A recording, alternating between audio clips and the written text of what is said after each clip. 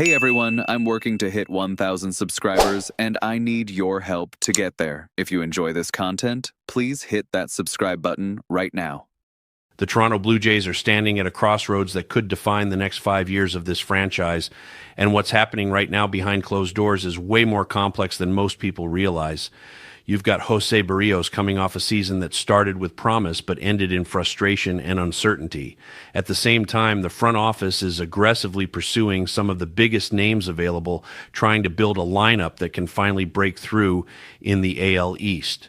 And this isn't just about making moves for the sake of activity. This is calculated, high-stakes decision-making where every contract matters, every projection gets scrutinized, and every addition needs to fit into a larger vision of what this team can become. José Berríos finished last season with 9 wins, 5 losses, and a 4.17 ERA across 31 starts. On the surface, those numbers look like what you'd expect from a reliable middle-of-the-rotation arm, but the story behind those numbers is what really matters.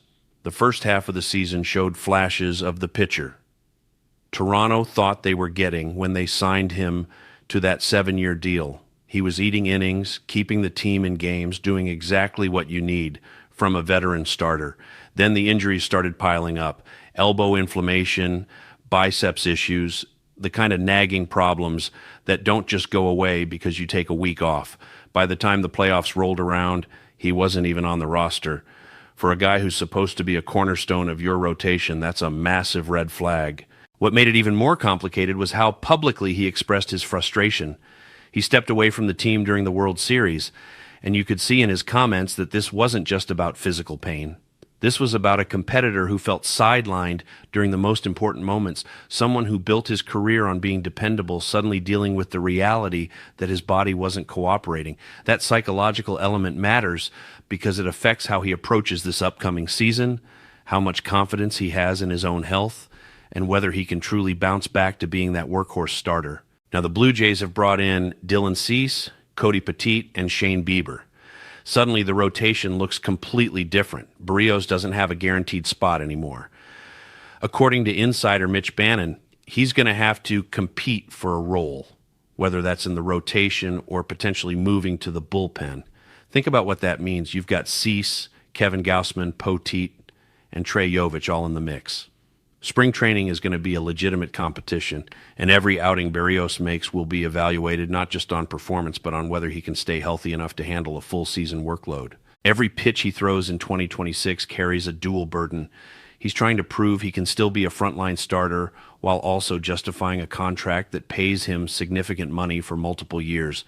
That's enormous pressure, especially for someone coming off an injury-plagued season. The front office is watching closely, because if Berríos can't reclaim his spot in the rotation, he becomes an extremely expensive bullpen arm, and that's not a situation any organization wants to be in. You don't pay starter money for reliever production unless you absolutely have to. While all of this is happening with the pitching staff, the front office is making aggressive moves on the offensive side. Kyle Tucker, Bo Bichette, and Alex Bregman are all names that keep coming up in conversations. Multiple sources are saying Toronto feels confident about landing Tucker before Christmas, which would be a franchise-altering addition. This isn't just about adding another good player. This is about surrounding Vladimir Guerrero Jr.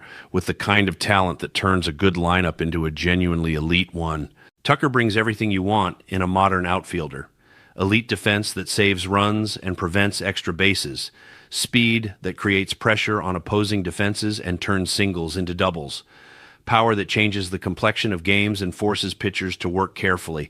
When you put him in a lineup that already has Guerrero and potentially Bichette hitting in their prime years, you create something that opposing pitchers genuinely fear. Every at-bat becomes dangerous. Every inning presents multiple threats. That kind of depth is what separates playoff teams from championship contenders. Alex Bregman adds another dimension entirely.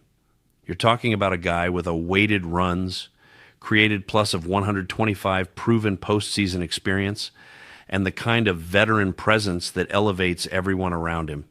He's not just producing individually, he's making the entire lineup deeper, forcing opposing managers to make impossible decisions about how to pitch around multiple threats. in the AL East, where you're facing elite pitching staffs night after night. Having that kind of offensive firepower matters enormously. You can't afford nights where the lineup goes cold. You need multiple guys who can carry the offense when others are struggling. The addition of Cease and Bieber creates rotation depth that Toronto hasn't experienced in recent memory. You're talking about multiple arms who can dominate on any given night, guys who have proven track records of success at the highest level. But that depth is exactly what puts Berríos in such a precarious position. If he can't get back to his previous level, the math becomes really uncomfortable. You're paying starter money for someone who might be your fifth starter or potentially a long reliever. That's not how you build sustainable success, and it's not how you maximize your competitive window. From a pure roster construction standpoint, Tucker represents the perfect complement to what Toronto already has. He plays premium defense, something you absolutely need in the outfield. He gets on base consistently, which matters when you've got power hitters behind him in the lineup. And he brings that clutch performance in big moments, the kind of thing that doesn't always show up in regular season stats, but becomes crucial in October. Think about what George Springer did for Houston during their championship runs. That's the model here. A guy who elevates his game when it matters most and makes everyone around him better. Berríos still represents significant uncertainty, though. He could absolutely return to form and become that dependable arm who gives you quality starts every fifth day. But his injury history and the size of his contract create asymmetric risk. The upside is that he stabilizes your rotation and justifies his deal. The downside is that he continues to struggle with health, can't find his previous effectiveness, and becomes a financial burden that limits flexibility elsewhere. The front office has to weigh both scenarios and decide how much risk they're willing to tolerate. Looking at this from a business perspective, every decision the Blue Jays make right now is about balancing immediate competitiveness with long-term sustainability. They're investing in high-impact free agents like Tucker and potentially Bregman. They're protecting their young core by not mortgaging the future for short-term gains, and they're maintaining enough financial flexibility to pivot if circumstances change. That's sophisticated roster management, the kind that separates well-run organizations from teams that simply react to whatever the market offers. But expectations need to stay grounded in reality. Berríos needs to prove his health before anyone can count on him being a reliable part of this rotation. If he can't, that contract becomes a real problem, limiting what the bullpen can do and potentially forcing the team to carry an expensive arm who isn't providing commensurate value. Even with quality relievers, the bullpen isn't fully defined yet, and any struggles from Berríos could recreate exactly the problems that plagued Toronto down the stretch last season. On the offensive side, signing Tucker or Bregman doesn't automatically solve everything.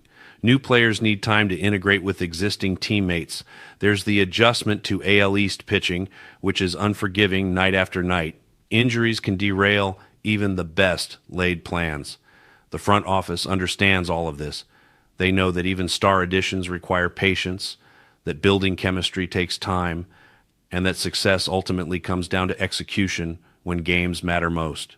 What makes Toronto's situation so compelling is that they're demonstrating elite organizational thinking. They're combining pitching depth with offensive firepower. They're making smart financial decisions that don't hamstring future flexibility. They're building a roster that can compete right now while also maintaining the ability to sustain that competitiveness for years to come. That's how championship organizations operate. And 2026 is going to be the ultimate test of whether this strategy translates into results. So here's what I want to know from you. If Berríos can't get back to being that elite level starter, should Toronto explore trading him while he still has value, or do they stick with him and bet on his ability to contribute in whatever role makes sense? Drop your thoughts in the comments, because this is exactly the kind of decision that shapes franchises for years. Hit that like button if you want more breakdowns like this, and make sure you're subscribed with notifications on, because this offseason is just